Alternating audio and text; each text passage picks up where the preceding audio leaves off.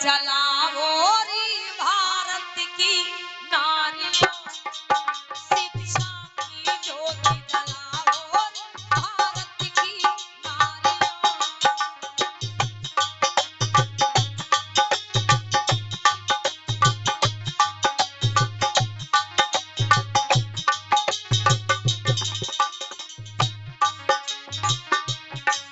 भारत की नारियों, भारत की नारियों। ऊंचे हाथ उठाओ माताओं बहनों, और ये संकल्प लेना है कि आज से हम अपने जीवन में शिक्षा ज्ञान की ज्योति जलाएंगे। भारत की नारियों, भारत की नारियों। बुद्ध जी की शरण में आओ रे भारत की नारियों। गौतम की शरण में आओ रे भारत की नारियों।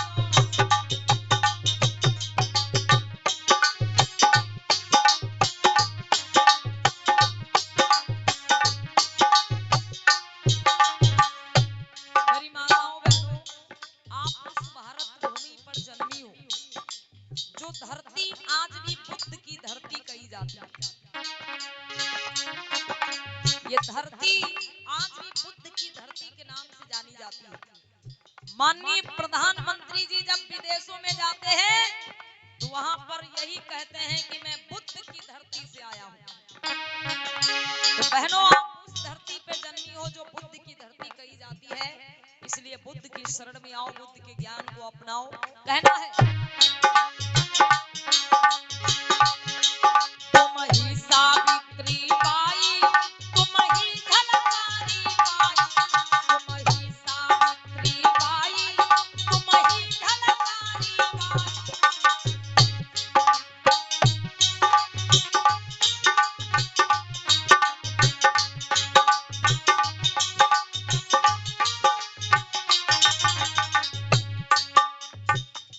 तुम ही सावित्री बाई और तुम ही झलकारी बाई। बहनों, एक नारी ही थी माता सावित्री बाई फुले, जिन्होंने इस देश में सबसे पहले नारियों को, बहन बेटियों को पढ़ाने का काम किया। एक नारी थी झलकारी बाई कोरी, सभी ने नाम सुना होगा। झलकारी बाई जो कोरी समाज में जन्मी। मेरे बंधुओं, आप लोगों ने सुना होगा कि बुंदेले हर बोलों के मुख हमने सुनी कहानी थी, अब खूब लड़ी मर्दानी वो तो झांसी वाली रानी थी। ये सुना है आपने, पढ़ा होगा। लेकिन मेरे बंधुओं, वो युद्ध रानी लक्ष्मीबाई नहीं बल्कि झलकारी बाई कोरी लड़ी थी। अंग्रेजों को धूल चटाने का काम किया था झलकारी बाई कोरी ने।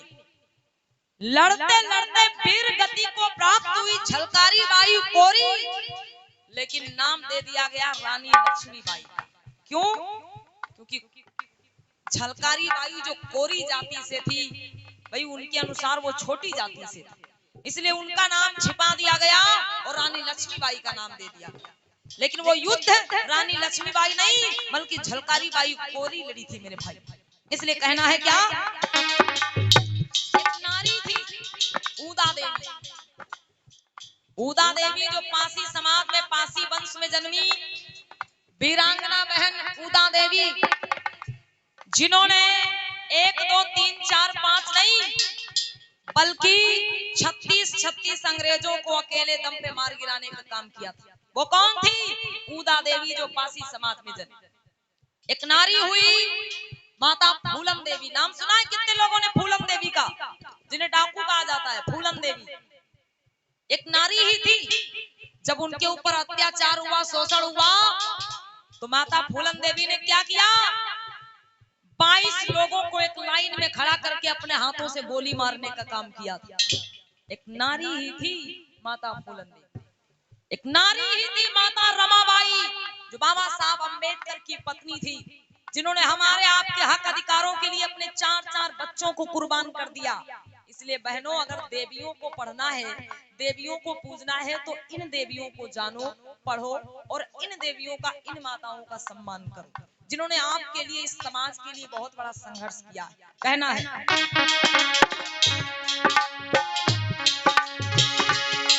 तुम ही झलकारी बाई, तुम ही सावित्री बाई,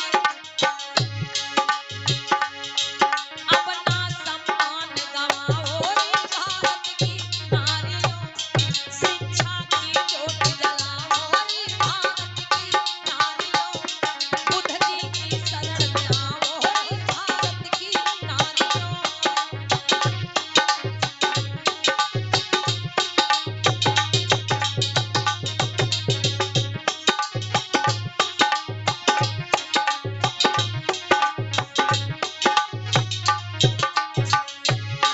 तुम बुद्ध अशोक की माता हो सबकी जीवन दाता, तुम बुद्ध अशोक की माता हो सबकी जीवन दाता। कहना है तुम बुद्ध अशोक की माता हो सबकी जीवन दाता। इस पृथ्वी पर जितने भी वीर बहादुर बलवान योद्धा महापुरुष जन्मे, इनको जन्म देने वाला कौन है? स्त्री, नारी। भाई जितने भी वीर बहादुर योद्धा महान पुरुष इस धरती पे जन्मे, इनको जन्म देने वाली मातृ शक्ति नारी, स्त्री। लेकिन उसी नारी को क्या बता दिया? अबला। बड़े बड़े विद्वानों ने नारियों को क्या कह दिया? नारी अबला है। अरे विचार करो, जो नारी पुरुष को जन्म दे सकती है, पाल पोस के बड़ा कर सकती है, वो नारी अबला कैसे हो सकती है? इसलिए विचार करो माताओं बहनों। कहना है तुम बुद्ध अशोक की माता हो सबकी जीवन दाता, बच्चों को वीर बनाओ भारत की नारियों, बच्चों को वीर बनाओ भारत की नारियों, बुद्ध जी की शरण में आओ भारत की नारियों।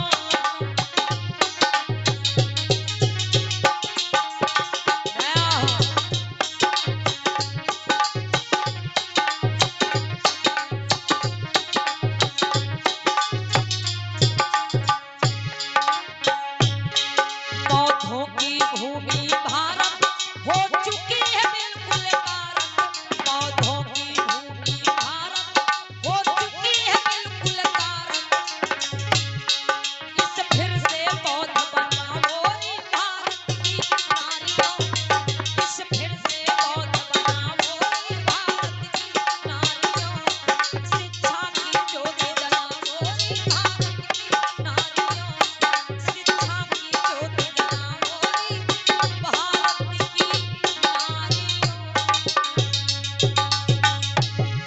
बोलिए तथागत बुद्ध की।